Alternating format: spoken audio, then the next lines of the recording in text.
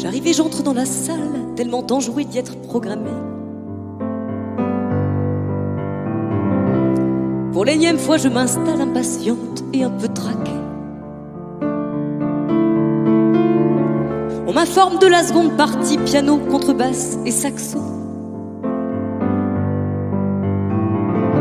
On me demande si le pianiste pourrait jouer sur mon piano. Je teste le son, je fais une balance, je règle 2 ou 3 commandes. Sur mon piano, je pose mon alliance au fil des ans devenue trop grande. Je regarde l'heure, je passe à table, je me prépare, je me concentre. Je veille à rester raisonnable, à ne pas me lester le ventre. Au milieu d'une conversation, j'entends une musique résonner. C'est quoi ce manque de correction? De jouer sur scène sans me le demander. Je me relève d'un pas certain dans l'intention de bien faire comprendre que le réglage me convient bien, qu'il n'est pas question de le reprendre. J'arrive avec toute ma colère et le regard de circonstance pour bien borner mon univers de quelques règles de bienséance. Je le trouve assis sur ma banquette, droit comme un i en train de jouer. Je lui dis d'une voix bien trop fluette: est-ce que vous êtes bien installé? Prévu sous les meilleurs auspices, ça ne devait être qu'un ouragan. 27 février 2010, Xynthia s'abat sur l'océan. Elle ravage tout sur son passage, elle emmène tout en un tourment, elle dévaste tous les rivages. Elle retourne la terre d'un coup de vent.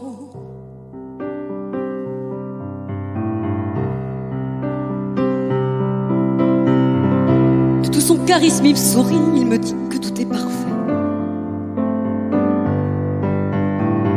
Sous son regard, mon cœur rebondit par sa prestance, par son reflet. On se partage quelques paroles dans un langage de musicien. Toute ma concentration s'envole, je ne vois pas bien, je ne sais plus rien. Je le reconnais sans hésiter, ce musicien d'il y a 4 ans, qui jouait sur la place du marché, sur la terrasse du restaurant, où toutes mes copines de l'époque m'avaient affublé de guenilles pour fêter façon chic et choc mon enterrement de vie de jeune fille. Voilà une très belle occasion que cette soirée de déguisement pour poursuivre une conversation sans trop montrer mes tremblements. Il se souvient de l'événement, mais de moi, il ne se rappelle plus. C'est plutôt chouette comme compliment de me dire qu'il ne m'a pas reconnu. J'invite le groupe à me rejoindre pour grignoter un petit morceau. Il prend mon bras, il me retient, il pose dans ma main un anneau. Il me demande si c'est à moi, je lutte contre la signifiance. Et distraitement, je glisse à mon doigt réellement maigri mon alliance. Je le remercie, je lui souris et lui fais drôlement remarquer qu'en plus de fêter les vies de jeunes filles, il sait aussi les préserver. Il regarde ma main baguée, il me dit que j'ai sans doute raison. Mais d'un air un peu contrarié, il me dit: faites bien attention. Prévu sous les meilleurs auspices, ça ne devait être qu'un ouragan. 27 février 2010, Xynthia s'abat sur l'océan. Elle ravage tout sur son passage, elle emmène tout en un tourment, elle dévaste tous les rivages.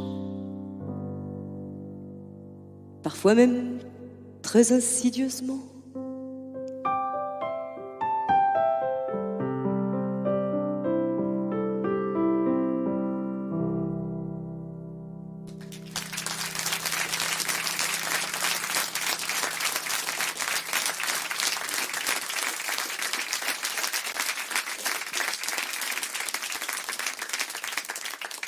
Merci beaucoup.